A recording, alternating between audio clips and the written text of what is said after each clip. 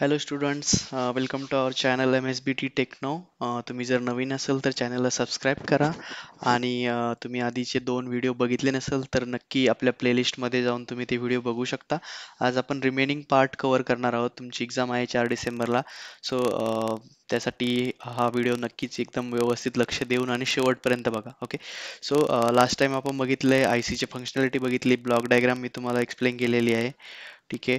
आणि आज आपण काय बघणार आहोत? आज आपण ICची पिन डायग्राम एकदा रिव्ह्यू करणार आहोत आणि before going to start the pin diagram, एक क्विक रिव्हिजन आपण देऊया. ब्लॉक डायग्राम मध्ये काय आहे? त्या दिवशी आपण एक्सप्लेन केलं upper comparator, lower comparator, SR flip flop. तुमचं आउटपुट असणार आहे या ठिकाणी टायमर ICचं आउटपुट. ओके. आणि हा आहे तुमचे डिस्चार्ज ट्रान्झिस्टर आणि डिस्चार्ज ट्रान्झिस्टरचं ऑन ऑफ. ओके. आणि टायमरचं आउटपुट हे दोन्ही एकमेकाला इन्व्हर्टेड आहे. म्हणजे जर टायमरचं आउटपुट हाय असेल तर तुमचा डिस्चार्ज ट्रान्झिस्टर ऑफ असेल आणि टायमर ICचा आउटपुट जर लो असेल त्यावेळेस तुमचा ट्रान्झिस्टर ऑन होतो. या दोन गोष्टी तुम्ही समजलेल्या आहेत. मागच्या लेक्चरमध्ये आपण बघितलं 5K का घेतात, त्यानंतर 2/3 VCC ची व्हॅल्यू कुठून आली, 1/3 VCC कुठून आली. आज आपण प्रत्येक पिनचं फंक्शन बघणार आहोत. तर let start. Okay. Pin diagram मी तुम्हाला क्वेश्चन बँक्स दिलेली आहे. त्यामध्ये पण तुम्हाला 4 मार्कला असा क्वेश्चन विचारतात की पिन डायग्राम ड्रॉ करा आणि प्रत्येक पिन एक्सप्लेन करा. ठीक आहे. हा फिक्स क्वेश्चन असतो. हा 4 मार्काचा नाही आला तर 2 मार्कासाठी तुम्हाला कोणत्याही दोन पिनचं फंक्शन विचारले जातात. आणि सगळ्यात जास्त विचारल्या जाणारी जी पिन असते ती असते तुमची थ्रेशोल्ड आणि ट्रिगर. कारण पूर्ण ICचं फंक्शन 90% फंक्शन हे फक्त या दोन पिन्सवरती डिपेंड आहेत. ओके. तर कलर कोडिंग सांगतो मी तुम्हाला. प्रत्येक ICला दोन पिन कंपल्सरी असतात. ती कोणती IC असो. एक असती ग्राउंड पिन आणि एक असती VCC किंवा पॉवर सप्लाय. ओके. सो 1 आणि 8 नंबरची पिन, 1 आणि 8 नंबरची पिन रेड कलर मध्ये मी हायलाइट केलंय. 1 नंबर आहे तुमचं ICचं ग्राउंड, 8 नंबर आहे VCC. त्यानंतर ज्या ग्रीन पिन आहेत, ट्रिगर, रिसेट, थ्रेशोल्ड आणि कंट्रोल व्होल्टेज, हे आहेत तुमच्या input pins. Okay. Input pins आहेत ICच्या. ॲज अ इनपुट पिन म्हणून याचं फंक्शन करतात. ट्रिगर, रिसेट, कंट्रोल व्होल्टेज आणि थ्रेशोल्ड. त्यानंतर 3 आणि 7 हे तुमच्या ICचे आउटपुट आहेत. ओके. 3 नंबरला तुम्हाला ICचं आउटपुट मिळतं आणि 7 नंबरची पिन आहे डिस्चार्ज. तर लक्षात कसं ठेवायचं? 1 नंबरला ground, 2 number trigger, 3 number output. Okay. 4 number आहे तुमचं कंट्रोल व्होल्टेज, 5 नंबरला असणार आहे तुमचं कंट्रोल व्होल्टेज. ओके. सो 5 नंबरला असणार आहे तुमचं कंट्रोल व्होल्टेज, थ्रेशोल्ड. 6 नंबरला, 7 नंबरला डिस्चार्ज आणि पॉवर सप्लाय. लक्षात असं ठेवायचं: 1 number ground, 8 number VCC, 2 number trigger, 7 number discharge, out, threshold, reset आणि कंट्रोल व्होल्टेज. आता आपण प्रत्येक पिनचं फंक्शन बघूया, एक्झॅक्टली कोणत्या पिनचं काय फंक्शन आहे. ओके. तर सगळ्यात पहिली ग्राउंडची पिन. कोणत्याही ग्राउंड पिनचं सेम फंक्शन असतं. ICचं पॉवर सप्लाय ज्यावेळेस आपण कनेक्ट करतो त्यावेळेस आपल्याला दोन पिन कनेक्ट करावं लागतात. एक असती पॉझिटिव्ह सप्लाय आणि एक ग्राउंड. तर ही ग्राउंड पिन आपण त्यासाठी वापरतो. सो आपण काय म्हणणार, ग्राउंड पिनसाठी तुम्हाला दोन, जर सेंटेन्स लिहायचं असेल तर तुम्ही काय लिहिणार? This is ground terminal of IC. हे त्याच्यामध्येच दिलंय की ग्राउंड पिन हे ग्राउंड टर्मिनल आहे ICचं. आणि ज्यावेळेस तुम्ही सप्लाय कनेक्ट करता त्यावेळेस सपोज तुम्ही जर असं दोन लाईन्स असतात आपल्याकडे, प्लस आणि मायनस किंवा ग्राउंड म्हणतो आपण याला. तर ग्राउंड पिनला आपण हे ग्राउंड, तुमचं ग्राउंड पिनला कनेक्ट करतो ICच्या. ठीक आहे. हे GND. त्यानंतर VCC. VCC म्हणजे काय की प्रत्येक ICला ऑपरेट करण्यासाठी काही सप्लाय लागतो. ठीक आहे. तर पॉझिटिव्ह सप्लाय आपल्याला या IC साठी लागतो आणि तो आपल्याला VCC पिनला कनेक्ट करायचा आहे. म्हणजे हा तुमचा +5 व्होल्ट सप्लाय असेल. हे पॉझिटिव्ह, निगेटिव्ह. पॉझिटिव्ह टर्मिनल तुम्ही VCC पिनला कनेक्ट करणार +5 व्होल्ट, आणि ज्याचं जे मायनस असेल किंवा ग्राउंड असेल ते तुम्ही 1 नंबरच्या पिनला कनेक्ट करणार. ठीक आहे.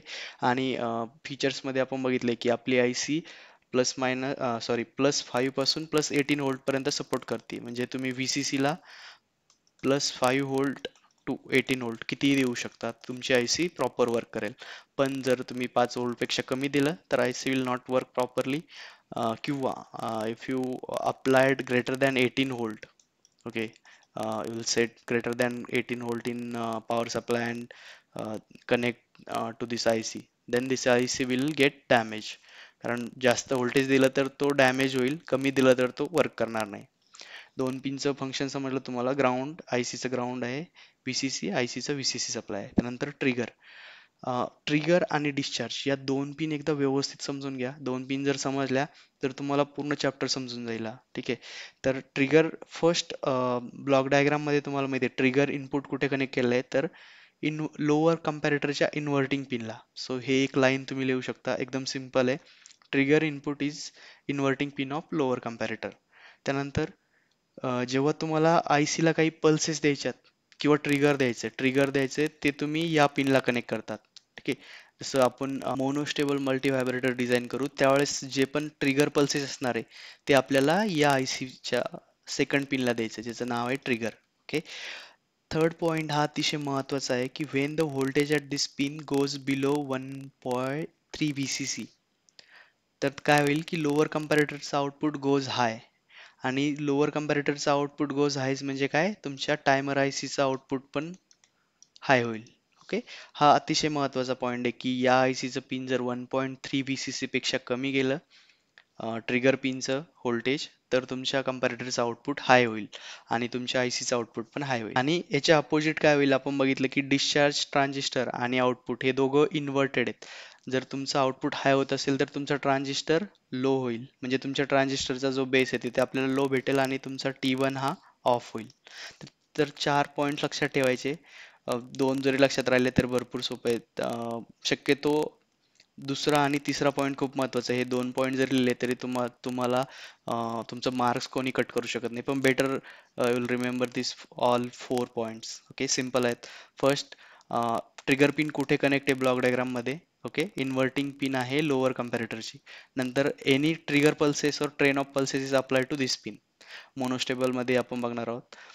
व्होल्टेज आणि थर्ड कंडिशन्स, या पिनचं व्होल्टेज जर बिलो 1/3 VCC गेलं तर कम्पॅरेटरचं आउटपुट हाय होईल आणि त्याच्या अपोजिट ट्रान्झिस्टर T1 जो आहे डिस्चार्ज ट्रान्झिस्टर 7 नंबरची पिन, ते ऑफ होईल.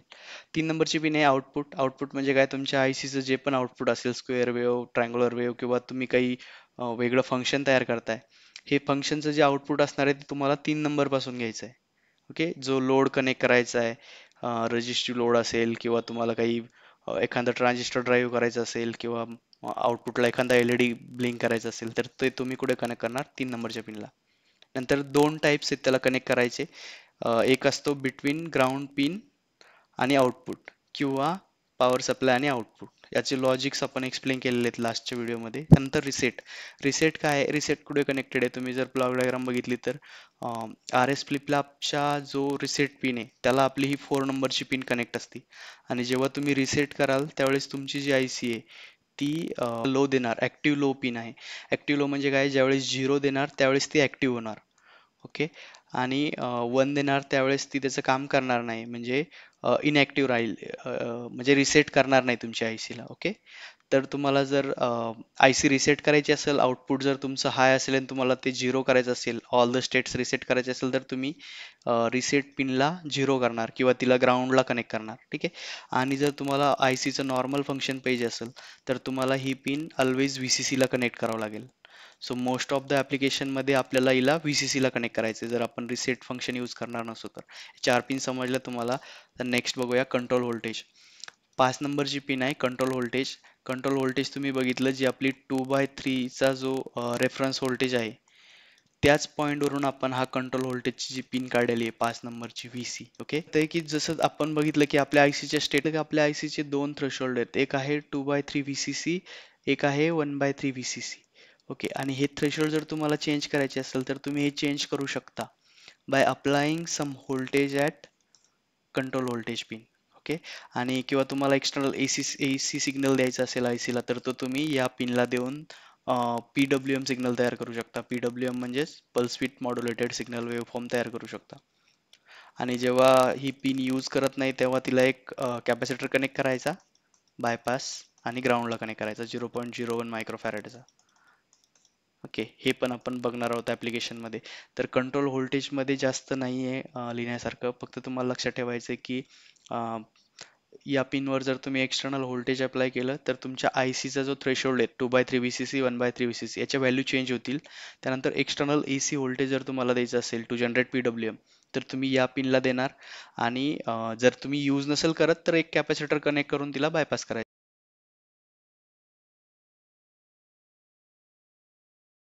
6 नंबरची तुमची पिन आहे थ्रेशोल्ड. ओके, ही पण महत्वाची. जशी तुमची ट्रिगर आहे तशीच थ्रेशोल्ड आहे.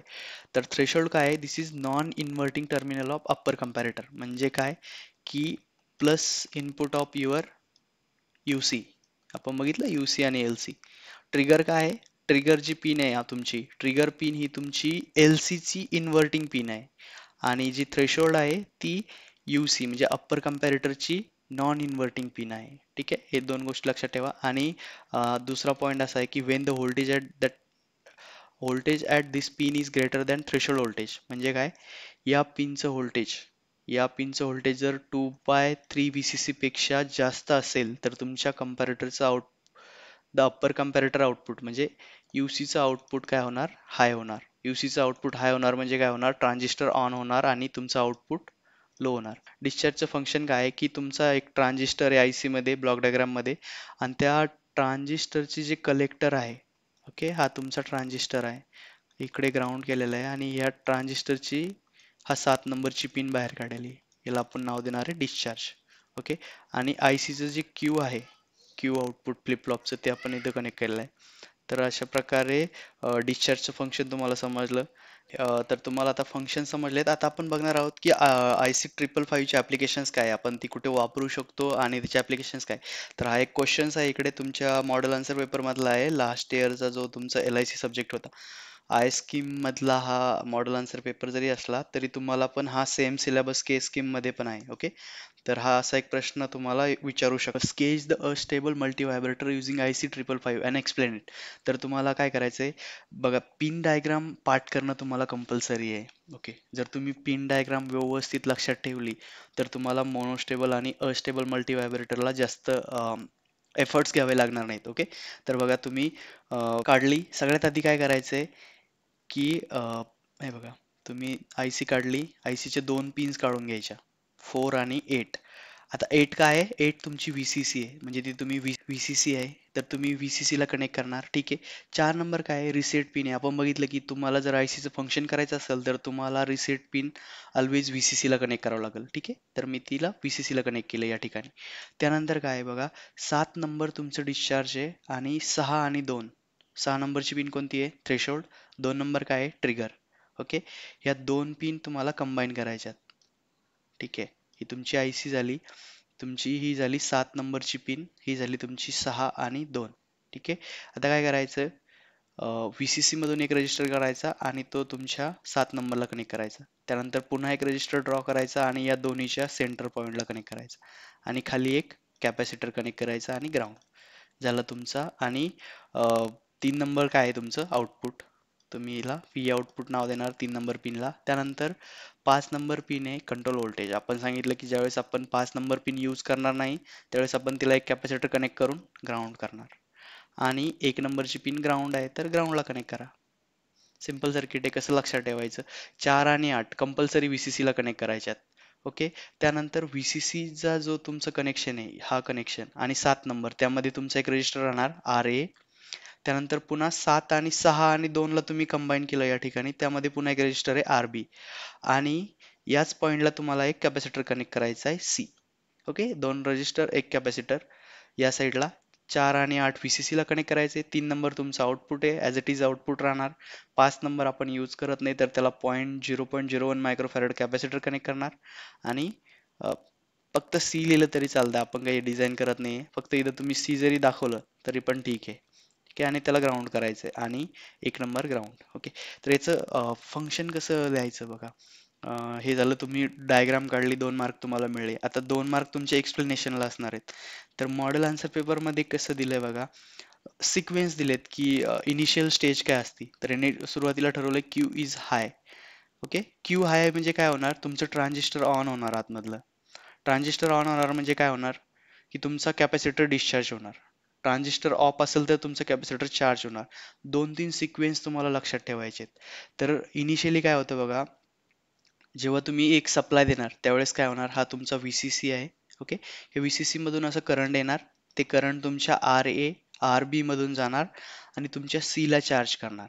ओके, C ला चार्ज केल्यानंतर काय होणार, या पॉइंटचं व्होल्टेज इन्क्रीज होणार स्लोली स्लोली ग्रॅज्युअली जसा कॅपॅसिटर तुमचा चार्ज होईल. आणि जेव्हा या पॉइंटचं तुमचं व्होल्टेज आहे 2/3 VCC ला जाईल.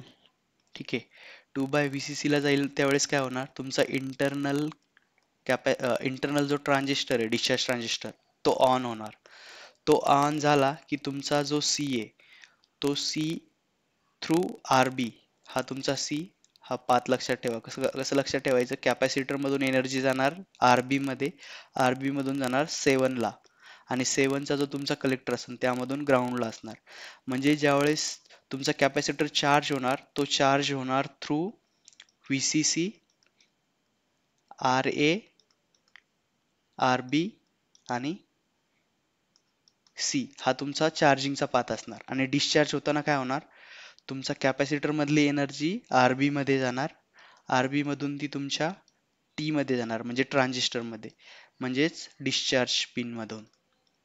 ओके, आणि या केसमध्ये काय होणार, ज्यावेळेस डिस्चार्ज होईल, ओके, आणि या पॉइंटचं व्होल्टेज जेव्हा 1/3 VCC पेक्षा कमी होईल, ओके, या पॉइंटचं व्होल्टेज जेव्हा 1/3 VCC पेक्षा कमी होईल त्यावेळेस पुन्हा तुमचं आउटपुट हाय होईल.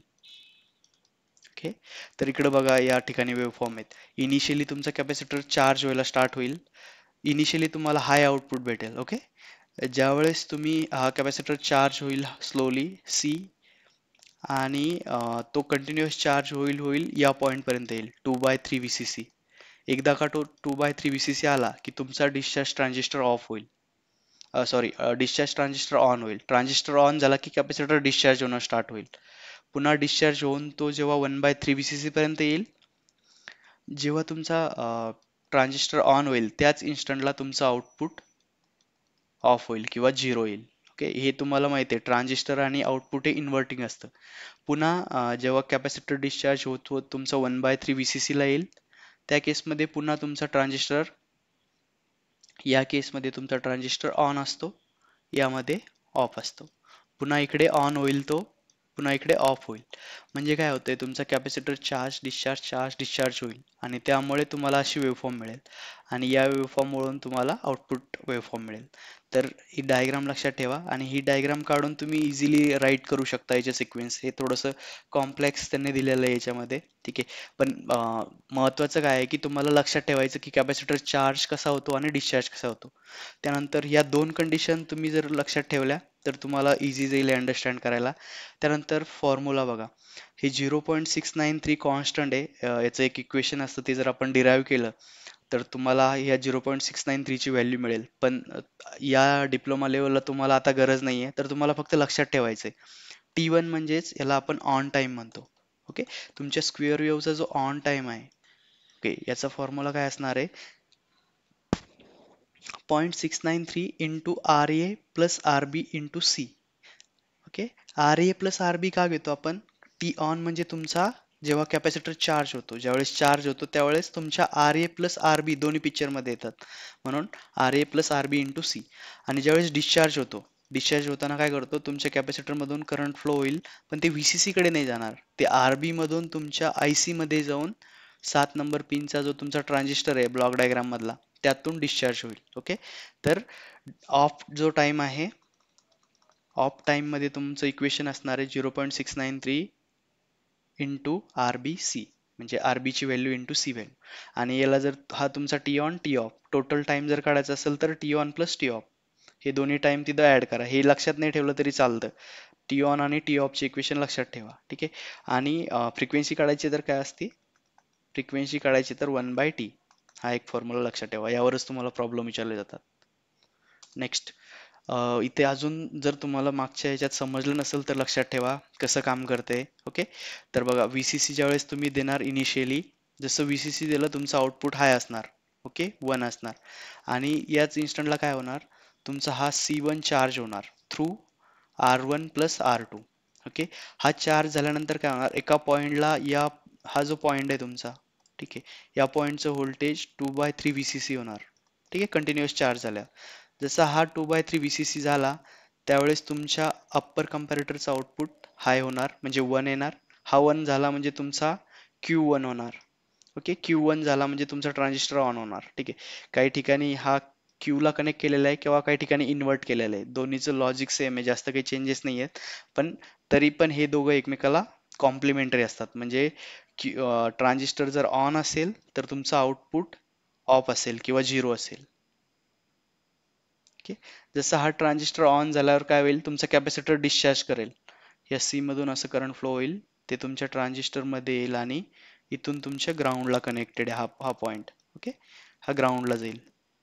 हे इकडे ग्राउंडला कनेक्ट केलं आणि या वेव्हफॉर्म मधून तुम्हाला समजतंच, इनिशियली कॅपॅसिटर चार्ज होतो 2/3 VCC ला व्होल्टेज गेलं की तुमचा ट्रान्झिस्टर ऑन होणार. ट्रान्झिस्टर ऑन झाला की कॅपॅसिटर डिस्चार्जिंग स्टार्ट होतं. डिस्चार्ज होतं म्हणजे काय, व्होल्टेज कमी कमी होतं. जेव्हा व्होल्टेज 1/3 VCC ला येईल तुमचं आउटपुट ऑफ असेल या कंडिशन पर्यंत. जेव्हा बिलो 1/3 VCC टच झाला की तुमचा आउटपुट हाय होणार. ओके, त्या केसमध्ये तुमचा ट्रान्झिस्टर ऑफ होणार. ट्रान्झिस्टर ऑफ म्हणजे कॅपॅसिटर चार्ज होणार. आता बघूया प्रॉब्लेम्स काय विचारतात. बघा इथं काय विचारलं, calculate the T on, T of and free running frequency. Free running frequency किंवा फ्रिक्वेन्सी फॉर अस्टेबल मल्टीव्हायब्रेटर. अस्टेबल म्हणजे फ्रिक्वेन्सी तुम्हाला अस्टेबल मध्येच विचारतात. विथ आर ए ची व्हॅल्यू दिली तुम्हाला, आर बी दिले आणि सी दिले. टी ऑनचा फॉर्म्युला तुम्हाला माहिती आहे. Okay, 0.693 into R A plus R B into C. काही लॉजिक नाही आहे, फक्त फॉर्म्युला आहे आणि त्याच्यामध्ये व्हॅल्यू पुट करायचे. त्यामुळे मी हे पूर्ण एक्सप्लेन नाही करणार तुम्हाला, पण इथे तुम्हाला टी ऑनची व्हॅल्यू आली आहे. ठीक आहे, त्यानंतर टी ऑफची व्हॅल्यू कशी काढणार. टी ऑफचा फॉर्म्युला आहे 0.963 आर बी इंटू सी. याच्यामध्ये आर ए नाही, ऑन होताना दोन रजिस्टर येतात म्हणून आपण R A plus R B into C करतो. पण ऑफ असताना ज्यावेळेस कॅपॅसिटर डिस्चार्ज होतो फक्त आर बी येतो, त्यामुळे आर बी इंटू सी. आणि टोटल टाइम पिरियड काय असतो, T on plus T off. हा झाला तुमचा टोटल टाइम पिरियड, हा झाला T. Okay, equals to T. Frequency काय असते, F is equals to 1/t. हे झाली फ्रिक्वेन्सी. आणि अजून सपोज तुम्हाला जर यात अजून विचारलं की ड्युटी सायकल पण सांगा, तर ड्युटी सायकल काय असते, T on upon T. Okay, किंवा duty is equals to T on upon T on plus T off. Okay, काही काही प्रॉब्लेम मध्ये तुम्हाला ड्युटी पण विचारू शकतात. इंटू 100 केलं तर ती पर्सेंटेज मध्ये येते. समजले. इकडे फ्रिक्वेन्सी गाडी बघा, हा मिली सेकंद मध्ये आला म्हणजे फ्रिक्वेन्सी किलोहर्ट्झ मध्ये येते किंवा 10⁻³ दिला इथं. ठीक आहे, तुम्ही कॅल्क्युलेटर तुम्हाला अलाउड असतं त्यामुळे याच्यामध्ये जास्त काही प्रॉब्लेम येणार नाही. Next, monostable multivibrator. आता अस्टेबल म्हणजे काय, की ज्याच्यामध्ये स्टेबल स्टेट नाहीये. एकदा तुम्ही त्याला ऑन केलं, डिझाईन केलं आणि ऑन केलं तर तो continuously on off on off on off होत राहणार. कंटिन्युअस स्क्वेअर वेव्ह मिळणार आपल्याला, म्हणजे अस्टेबल, ज्याच्यामध्ये एक पण स्टेबल स्टेट नाही. Mono, mono means what, mono म्हणजे वन. ओके, तुम्ही वर्ड्स बघितले असतील, मोनोपॉली किंवा मोनो मीन्स वन. ज्याच्यामध्ये काय आहे की वन स्टेट स्टेबल आहे. ओके, एक स्टेटला तो कंटिन्युअसली स्टेबल असणार. जर तुम्हाला स्टेट चेंज करायची असेल तर you need to give some inputs और some trigger inputs. Okay, trigger inputs द्यायचं म्हणजे कुठे देणार, ट्रिगर्स इनपुट द्यायचं म्हणजे ट्रिगर पिनला देणार, म्हणजेच 2 नंबरच्या पिनला. या ठिकाणी बघा, लास्ट टाइम आपण आर ए आणि आर बी असे दोन बघितलेत रजिस्टर, पण या ठिकाणी फक्त एक रजिस्टर वापरायचा. सेम आहे, लॉजिक सेम आहे. 4 आणि 8 पिन तुमची VCC ला कनेक्ट होणार, याच्यामध्ये काही चेंजेस नाही आहे. 3 नंबर आउटपुट राहणार, याच्यात काही चेंजेस नाही आहे. 5 नंबरच्या पिन मध्ये काही चेंजेस नाही आहे. 1 नंबर मध्ये पण चेंजेस नाही आहे. चेंज फक्त कुठं आला, 2 नंबर मध्ये. आणि चेंज काय आला की आधी आपण 2 आणि 6 एकमेकाला कनेक्ट करून त्याला कॅपॅसिटर कनेक्ट करायचो आणि या दोघांच्या मध्ये एक रजिस्टर ऍड करायचो. इकडे काय केलंय की 6 आणि 7 शॉर्ट केलाय आणि इकडे 7 आणि VCC च्या मध्ये आर ए रजिस्टर कनेक्ट केलाय आणि 2 नंबरच्या पिनला आपण एक्सटर्नल इनपुट देणार आहे. ठीक आहे, आता बघा याचं वर्किंग कसं. तिला तुम्ही VCC दिला, VCC दिल्यावर काय होईल, आर ए थ्रू तुमचा सी चार्ज होईल. ठीक आहे, सी चार्ज होईल म्हणजेच तुमचं या पॉइंटला या केसमध्ये काय आहे की तुमचं इनिशियली व्होल्टेज जे असणार आहे ते 0 असणार आहे, म्हणजे तुमचा ट्रान्झिस्टर ऑन असणार आहे. ट्रान्झिस्टर ऑन म्हणजे काय, तुमच्या VCC मधून जे व्होल्टेज येणार आर ए ते तुमच्या या ट्रान्झिस्टर थ्रू ग्राउंडला जाणार. ओके. हा ग्राउंडला जाणार असं इंटरनली इमॅजिन करा की इंटरनली ट्रान्झिस्टर तुमचा ग्राउंड आहे, म्हणजे तुमचा कॅपॅसिटर चार्ज होत नाहीये कारण तुमचा पूर्ण सप्लाय ट्रान्झिस्टर थ्रू ग्राउंडला जातोय. ओके. आता ही स्टेट कंटिन्युअस राहणार कारण याच्यात काहीही चेंजेस नाही आहे. चार्ज डिस्चार्ज होण्याची चान्सेस नाही आहेत कारण फक्त एकच रजिस्टर आहे आणि 2 नंबरच्या पिन आपण इथे कनेक्ट केलेले नाही आहे. ठीक आहे. आता नेक्स्ट स्टेजला आपण काय करणार की जी आपली ट्रिगर पिन आहे, ओके, या पिनला आपण एक निगेटिव्ह पल्स देणार. निगेटिव्ह पल्स म्हणजे काय, सुरुवातीला आपण ही पिन VCC ला कनेक्ट केली असं कन्सिडर करू आणि नंतर आपण त्या पिनचं व्होल्टेज 1/3 VCC पेक्षा कमी अशी एक पल्स देणार. ओके. सपोज हा तुमचा VCC आहे तर हा एक निगेटिव्ह गोईंग पल्स देणार. त्यामुळे काय होणार, निगेटिव्ह गोईंग पल्समुळे काय होणार की तुमचं जे 1/3 VCCचं जे व्होल्टेज आहे ते लेस दॅन 1/3 VCC जाईल. म्हणजेच ही कंडिशन आली तर काय होतं, तुमच्या लोअर कम्पॅरेटरचं आउटपुट हाय होणार. ठीक आहे. आउटपुट हाय झालं तर काय होईल, तुमचं आउटपुट पण टायमरचं आउटपुट पण हाय होऊन जाईल. जर LCचं आउटपुट जर हाय झालं तर आउटपुट हाय होईल इकडे पण आणि हा ट्रान्झिस्टर ऑफ स्टेटमध्ये जाईल. ओके. ऑफ स्टेटमध्ये जाईल. सिमिलरली काय होईल की तुमचा ट्रान्झिस्टर ऑफ झाला रे झाला की तुमचा हा C पुन्हा चार्ज व्हायला स्टार्ट करेल RA थ्रू. ओके. आता बघा इथं बघा, आपण जशी मी पल्स दिली माझं कॅपॅसिटर चार्जिंग स्टार्ट झाले आणि माझं आउटपुट इन्स्टंटली हाय झालं. ठीक आहे. आता हे हाय कितपर्यंत किती वेळापर्यंत हाय राहील तर जेव्हा हा तुमचा कॅपॅसिटर चार्ज होईल. ओके. आणि चार्ज झाल्यानंतर हा 2/3 VCCच्या व्होल्टेज लेवलला आला ऑटोमॅटिक चार्ज होत. इथलं व्होल्टेज जर 2/3 VCC पेक्षा जास्त झालं तर काय होईल की तुमचा UCचा आउटपुट हाय होईल, म्हणजे तुमचा ट्रान्झिस्टर पुन्हा ऑन होऊन जाईल आणि आउटपुट होईल 0. ओके. बघितलं आपण इथं जसं तुमचं कॅपॅसिटर व्होल्टेज 2/3 VCC ला आलं, आउटपुट ICचं आउटपुट लो होऊन जाणार. पूर्ण ICचं लॉजिक हे आउटपुट आणि ट्रान्झिस्टर, डिस्चार्ज पिन, थ्रेशोल्ड आणि ट्रिगर 3 पिनवरती लक्ष ठेवायचं. डिस्चार्ज पिन कधी ऑन होते कधी ऑफ होते, थ्रेशोल्ड पिन कधी ऑन, थ्रेशोल्ड पिनचं फंक्शन काय आणि ट्रिगर इनपुट काय. ओके. हे बेसिक समजून घेतलं तर तुम्हाला काहीच प्रॉब्लेम येत नाही. आता याच्यामध्ये असं आहे की एकदा का हा ऑफ झाला तर हा कंटिन्युअस ऑफच राहील कारण पुन्हा या ठिकाणचं आपण इथे कनेक्ट केलेलं नाही. त्यानंतर पुन्हा आपण जेव्हा मॅन्युअली एखादं ट्रिगर पल्स देऊ, जेव्हा आपल्याला वाटेल सपोज की काही वेळानंतर, त्यावेळेस पुन्हा सेम प्रोसेस रिपीट होईल. ओके.